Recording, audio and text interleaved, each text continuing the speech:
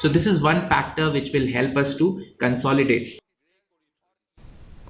Meghalaya is struggling to implement the Automated Permanent Academic Account Registry (APPAR) with only 1 to 2% of students registered, far behind several other states that have achieved full coverage.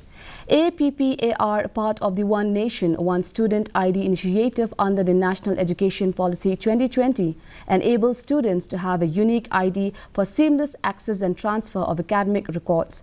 Education Secretary Swapnil Tembe has urged schools to speed up the registration process. In addition, the state government plans to fill 500 vacancies in the education sector to enhance educational accessibility and efficiency.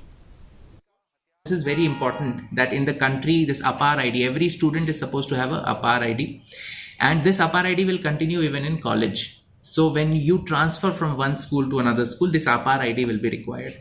This is in the UDI system and school have to generate it. The percentage, we just have started school, so our percentage is that this is only 1 to 2%.